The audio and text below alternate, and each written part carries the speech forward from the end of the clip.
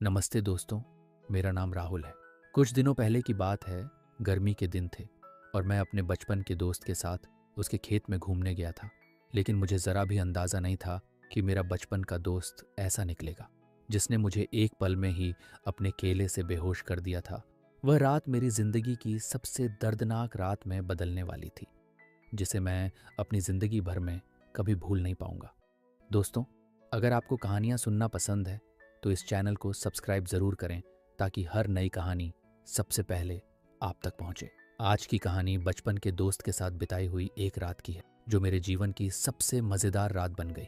ये कहानी आपको शुरुआत से अंत तक बांधे रखेगी, तो ध्यान से सुनिए।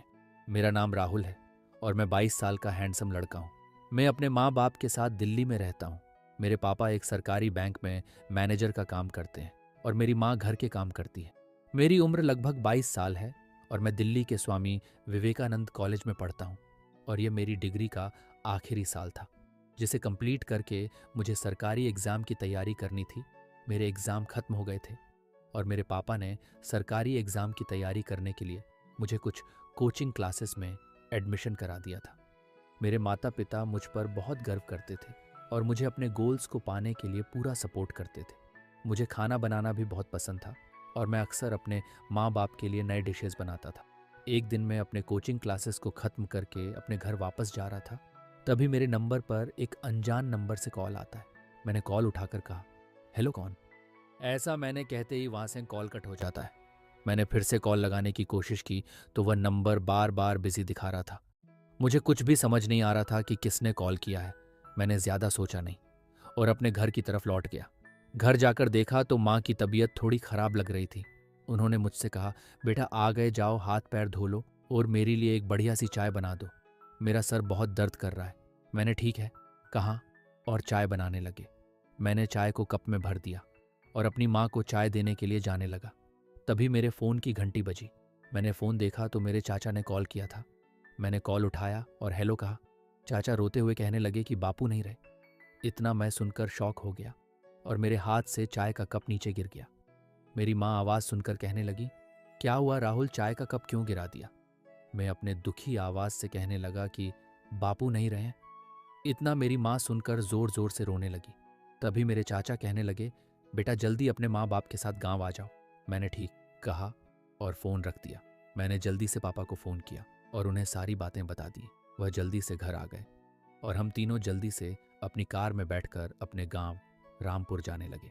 हमें अपने गांव पहुंचने में लगभग 3 घंटे से भी ज़्यादा समय लग गए, क्योंकि हमारा गांव रामपुर 200 किलोमीटर दूर था और रास्ता बहुत उबड़ खाबड़ था। हम अपने गांव पहुंच गए और वहां से पैदल ही हमारा घर की तरफ जाने लगे, क्योंकि हमारी कार आगे नहीं जा सकती थी, क्योंकि वह रास्ता बहुत ही खराब था।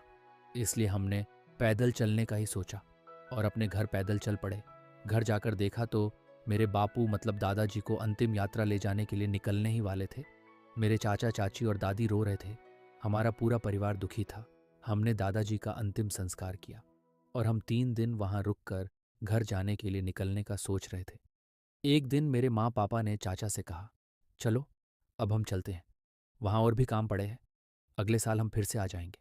ऐसा कहकर मेरे माँ पापा ने दादी जी का आशीर्वाद लिया और घर चलने के लिए निकलने लगे। वो मुझे आवाज़ देने लगे, राहुल आ जाओ, हमें निकलना है। मैंने कहा, नहीं मैं नहीं आऊँगा, कुछ दिन अपने दादी के साथ ही रहूँगा। मेरा ऐसे बार बार कहने पर मेरे पापा मान गए और वह कार में बैठकर माँ के साथ चले गए और मैं अपने दादी और चाचा चाची के साथ यहीं पर रह गया। मेरे चाचा अपने काम पर चले गए और मेरी चाची घर के काम करने लगी और मैं और दादी बैठकर पुरानी बातें करने लगे। मैंने अपनी दादी से कहा, आपको याद है क्या सूरज, मेरा बचपन का दोस्त, रामू चाचा का लड़का? हम दोनों पहले यहाँ अपने आंगन में खेलते थे, अब वह कहाँ है? मुझे दादाजी की अंतिम यात्रा पर दिखे नहीं। दादी मेरी थोड़ी दुखी मन से कहने लगी, राहुल, हाँ मुझे सूरज याद है और वह अभी भी इसी गांव में है। उसके नाना की तबीयत खराब हो गई थी, इसलिए वह तीनों अपने नाना को देखने गए हैं। 1-2 दिन में आ जाएंगे। मैंने ठीक है कहा और दादी और मैंने बहुत सारी बातें की और शाम भी हो चली थी। हमने थोड़ी देर बाद सबने मिलकर खाना खाया और हम सब आप अपने कमरे में सोने चले गए। मैंने भी अपने कमरे का फ़ैन ऑन किया और बिस्तर पर लेट गया, पर थोड़ी देर अपनी आंखें बंद करने के बावजूद भी मुझे नींद नहीं आ रही थी। बार बार मुझे अपने सूरज की याद आने लगी कि कैसे हम बचपन में खेलते थे और अब मैं उससे 10 सालों बाद मिलूंगा। इतना सोचकर मेरी आंखें कब लग गईं कि मुझे पता भी नहीं चला। सुबह हुई और मैं अपने दोस्त सूरज की घर की तरफ चला गया। वहां पहुंचकर देखा तो उसके घर पर ताला लगाया हुआ था। मैंने थोड़ी देर वहीं रुका और वहां से अपने घर की तरफ चला गया। ऐसे ही मेरे 2 दिन बीत गए और एक दिन हमारे घर पर एक सुंदर हैंडसम लड़का आया। उसके हाथों में एक दूध की बाल्टी थी। उसने मेरी चाची के हाथों में दूध की बाल्टी दे दी और वहां से चला गया। मैंने अपने चाची से पूछा कि यह लड़का कौन था।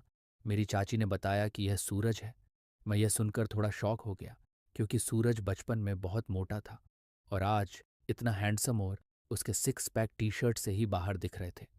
मैंने जल्दी से अपनी चप्पल पहनी और सूरज के पीछे जाने लगा। सूरज अपनी खेत की तरफ जाने लगा था। मैंने भी उसका पीछा किया और वह जब अपने खेत में पहुंचा तो मैं पीछे से उसे आवाज़ें देने लगा। एक दो बार मैंने उसे आवाज़ें दी, पर शायद उसे सुनाई नहीं दे रहा था। फिर मैंने ज़ोर से उसे फट्टी चड्डी कहकर कहा। तुरंत उसने मेरी तरफ देखा और मुझे भी ज़ोर से सूखी पापड़ी कहने लगा। शायद वह मुझे पहचान गया था। वह मेरी पास भागकर आने लगा और ज़ोर से मेरे गले लग गया। उसकी बॉडी बहुत सख्त लग रही थी। उसकी पूरी गर्माहट मुझे महसूस हो रही थी। उसका केला मेरे केले से स्पर्श कर रहा था। उसकी आंखों में थोड़े आंसू आ रहे थे। शायद वह मुझे देखकर भावुक हो रहा था। हमने थोड़ी देर बातें की और एक दूसरे के साथ अपनी जिंदगी की बातें करने लगे। बार बार सूरज मेरे हाथों पर अपने हाथों से ताली मारने जैसा टच कर रहा था। उसका वह स्पर्श मुझ में अलग ही आकर्षण पैदा कर रहा था। उस दिन की हमारी बातचीत रुकने का नाम नहीं ले रही थी। लेकिन दोस्तों, ये तो सिर्फ शुरुआत है। उस दिन की कहानी अभी बाकी है। अगला एपिसोड इससे भी ज्यादा दिलचस्प और रोमांचक होगा। तो चैनल को सब्सक्राइब करना मत भूलना। मिलते हैं अगले एपिसोड में।